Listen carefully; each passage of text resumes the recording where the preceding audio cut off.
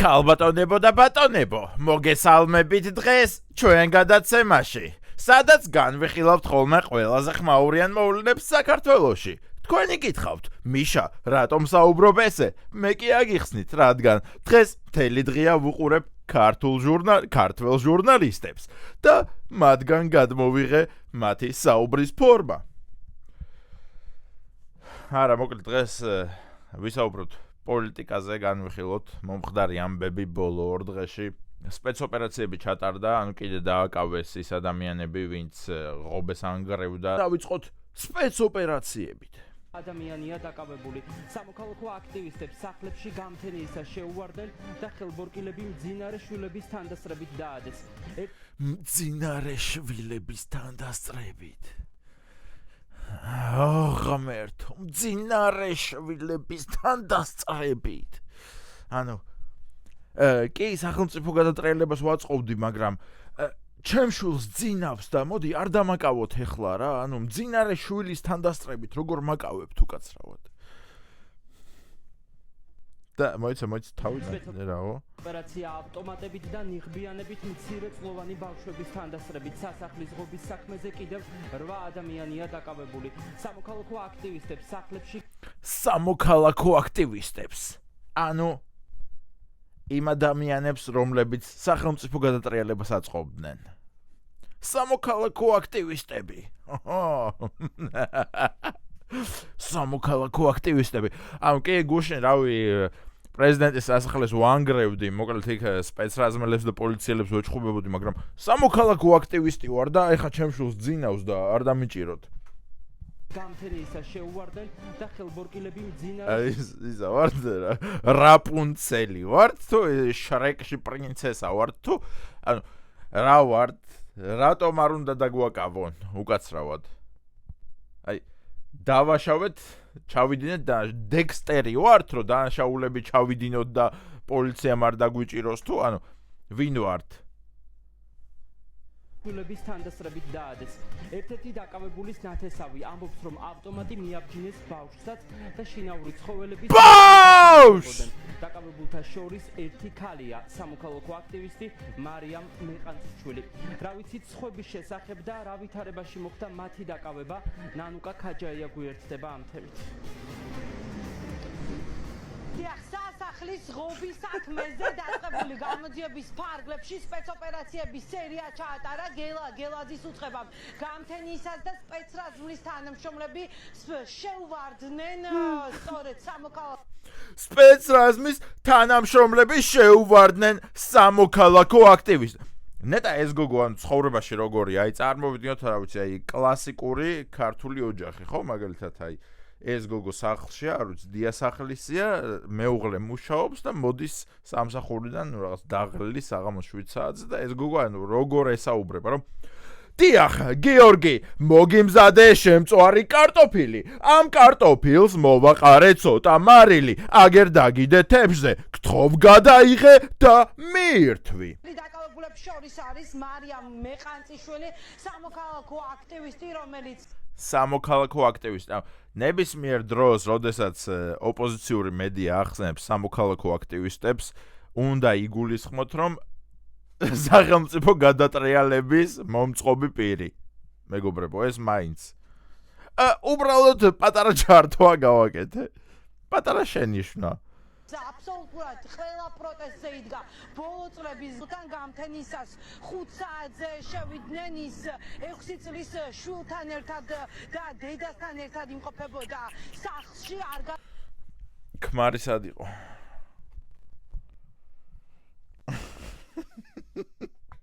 ქმარმა ვერ გაუძლო. ქმარმა მოხია. ეს იდიოტური ხუმრობაა, ეხლა მე რა ვიცი ამის პირადი ცხოვრება, ხო, ეს უბრალოდ იდიოტური ხუმრობაა, რომ ესეთი გოგოსგან ქმარი გაიქცა.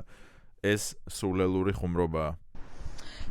გელაძის უწყება ტრადიციას ღალატობს და სრულიად არაპროპორციულ ძალებს იყენებენ სამოქალაქო აქტივისტების დაკავებისთვის. არაპროპორციული ძალები ზოგადად საჭიროა, რომ გამოიყენო იმისთვის, რომ თავი დაიზღვიო ტრაგედიისგან. თორე პროპორციული, ანუ რას ნიშნავს პროპორციული ძალის გამოყენება დამნაშავის მიმართ მეგობრებო, რომ ანუ ერთი სპეცრაზმელი უნდა შევიდეს, ყველაფერი გაიხადოს და აი თუ ჩემი დაჭერა უნდათ, ანუ ჩემ წონაში უნდა შემოვიდეს სპეცრაზმელი და ვიჭიდაოთ და ვინც მოიგებს, ისაა გამარჯვებული. რა თქმა უნდა, არაპროპორციული ძალა უნდა გამოიყენოს სპეცრაზმმა, რომ თავი დაიზღვიონ ყველანაირი რაღაცა ლაფსუსებისგან, რომ უპრობლემოდ დაგაკავონ, რადგან მათი დავალება არის შენი დაკავება. პროპორციული ძალა რას ნიშნავს დაკავების შემთხვევაში?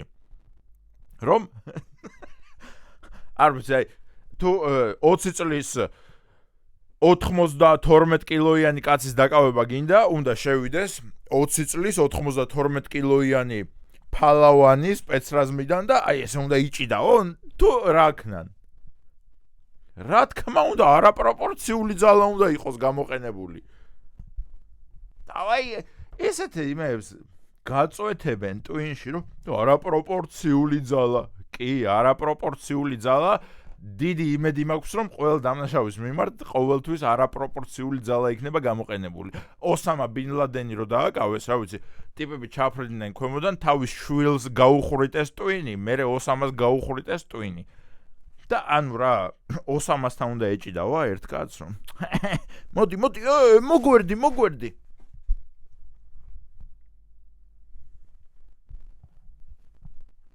კაი, მოდი, არ გვინდა პაკისტანში წასვლა, ხო? ოსამა ხო პაკისტანში დააკავეს, კი. კაი, არ გვინდა პაკისტანში წასვლა. აი, მაგალითად, ბადრი ესებუა, ტერორისტი, ხო? ანუ ტიპი შევარდა, დაატერორა ამდენი ხალხი, ფული გამოძალა ბანკს ტირე სახელმწიფოს და მე როგორ უნდა ექნათ, ანუ ბადრი ესებუასნაირი ტიპი უნდა მისულიყო და უნდა ეჭიდაო ბადრისთან, რომ მოდი ბადრი, ოპა, ხა უნდა დაგაკავო, იცოდე. თქვენ ძია ბენ ბავშვებს არასრულ წლოვნებს და ოჯახებს ოპერაცია ჩაატარა ძალობამ მოუწყება ოზურგეთშიც. სიმონ მახარაძე არის სამოქალაქო აქტივისტი დაკავებული. სიმონ მახარაძე სამოქალაქო აქტივისტი. წინა ჩანართი ხო გახსოვთ სამოქალაქო? 4 ოქტომბრის საპროტესტო აქციაში იღებდა მონაწილეობას, როგორც ოჯახის წევრები აცხადებენ, სავარაუდოდ პოლიციელზე ძალადობას ედავებიან სიმონ მახარაძეს და შემზარავ ისტორიას გვიყვებიან საგამოძიებო მოქმედებების დროს, თურმე მცირეწლოვან ბავშვს იარაღი დაადეს სპეცრაზმელებმა თავზე და სწორედ ასე გააღვიძეს არასრულწლოვანი, რომელიც უხსნიდა ძალოვნებს. მცირეწლოვან ბავშვს დაადეს იარაღი თავზე და ისე გააღვიძეს სიმონი. ანუ აიყურე, შევარდი სახლში. აქ ძინავს დამნაშავეს, რომლის აყვანის ბრძანებაც გაქვს მოცემული და აქ ძინავს 4 წლის ბავშვს და შენ ადებ 4 წლის ბავშვს იარაღს. ხელები, ბიჭო, ხელები, ლეგოები დაყარე. და ბავშვს ძინავს რაღაც ლაბუბუსთან ერთად აქ, ლაბუბუს ეხუტება. ბიჭო, ლაბუბუ გააგდე. და ანუ ესე ვაღვიძებთ, სპეცრაზმს ეგ წორთნა აქვს მიღებული, რომ როცა შევარდებით, აი დამნაშავეს ხედავთ, რომ ძინავს, ხო? ანუ აი 4 წლის ბავშვს თუ ნახავთ, იმას დაადეთ იარაღი თავზე, რომ დამნაშავეს გაიღვიძოს. ანუ რა კავშირი აქვთ დამნაშავის გაღვიძებას და 4 წლის ბავშვის თავზე იარაღის დადებას. მართლა ვერ ხვდები, მაგრამ ნუ რა ვიცი, შეიძლება ეგეთი წურთნა აქვს, რომელიღაცა ერთ სპეცრაზმელს მიღებული, რომ როგორც კი შევარდები, ეგრევე 4 წლის ბავშვს დაადე ავტომატი თავზე, რომ ბიჭო, ეხლა ლეგოები დაყარა. მოვისმინოთ. სასახლის ღობის საქმესთან დაკავშირებით. სასახლის ღობის საქმესთან და აუ როგორ მაინტერესებს აი ეს გოგო, როგორ ცხოვრობს სახლში. აქტივისტის სახლში დასაკავებლად მივიდნენ. ერთი საათი იყო ზუსტად დაწყებული, რომ შემოვარდნენ სახლში, ძაღლი გააკავეთ, თორე მოგიკლავთ ოძახსო, ძაღლს მოგიტყავთო, ასე იძახდნენ, ანუ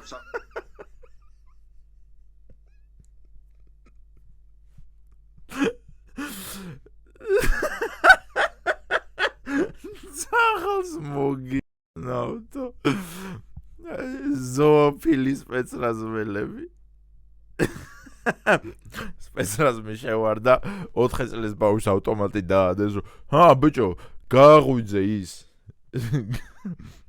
თორე ძაღლს მოგიტანავ ხა 4 წლის ანუ ეს არ ვიცი ვის ეუბნებოდა ალბათ 4 წლის ბავშვს ეუბნებოდნენ რომ ეხა დროზე ძაღლი გააკავე თორე ძაღლს მოგიტანავ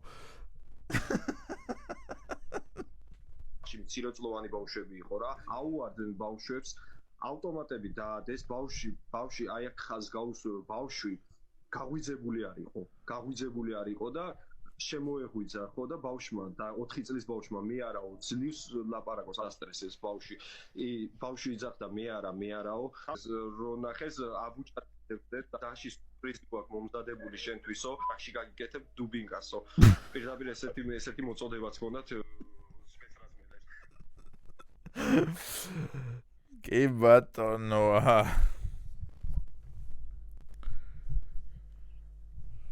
არ ვიცი მეგობრებო რა გვაქვს აქ განსახილველი რომ სპეცრაზმი შევარდა არაპროპორციული ძალა გამოიყენეს ეხლა წარმოვიდგინეთ რომ მე რაღაც სახელმწიფოს წინააღმდეგ დანაშაული ჩავიდინო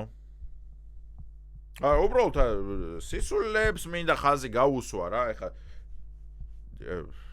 კოცი უკვე ბევრჯერ დაგიძახებიათ ჩემთვის და ამასაც გადავიდა უბრალოდ მინდა სისულელებს ხაზი გაუსვა და რომ აქ კოცობა არაფერ შუაშია დანაშაული გაქვს ჩადენილი სახელმწიფოს გადატრიალების მოწყობის ბრალდებით ხარ დასაკავებელი და ამ დროს სპეცრაზმი როგორ უნდა მოვიდეს შენ სახლში შენ დასაკავებლად მართლა მაინტერესებს რა მე მაგალითად წავედი ხვალ რა ვიცი პრეზიდენტს დავემუქრე რომ დაგბრიდავ ჩამოგაგდებ გამოგათრევ მაგ სასახლიდან და ასე შემდეგ მე წამოვედი სახლში და ანუ როგორ უნდა მოხდეს ჩემი აყვანა მართლა მაინტერესებს აი თქვენი აზრით ოპოზიციის აზრით რომლებიც ეწინააღმდეგებით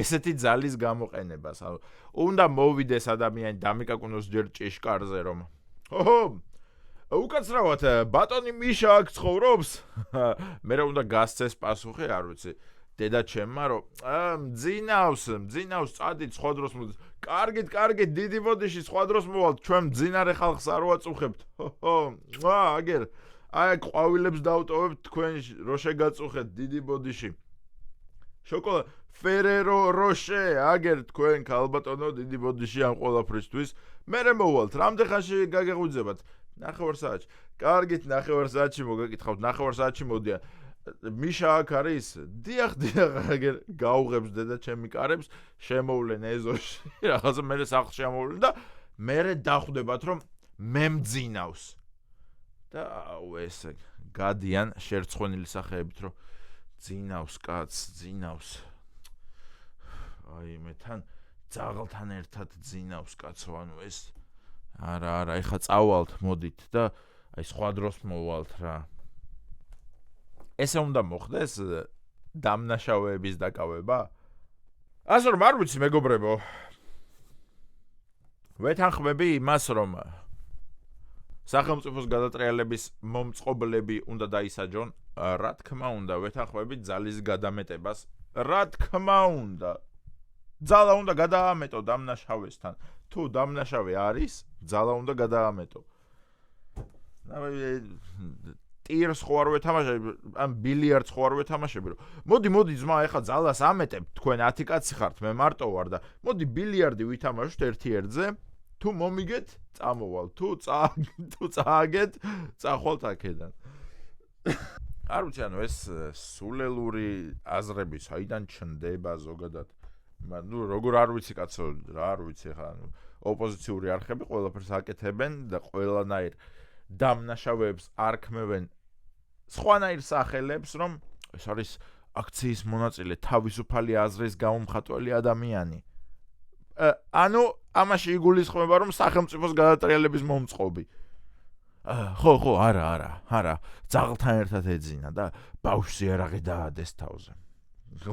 იმ სპეცრაზმელის დედა ვატირე მართლა რომ შევარდება სახლში 4 წლის ბავშვს ნახავს თან მძინარეს და 4 წლის ბავშვს იარაღს ადებს მძინარეს ეს ხელები ბიჭო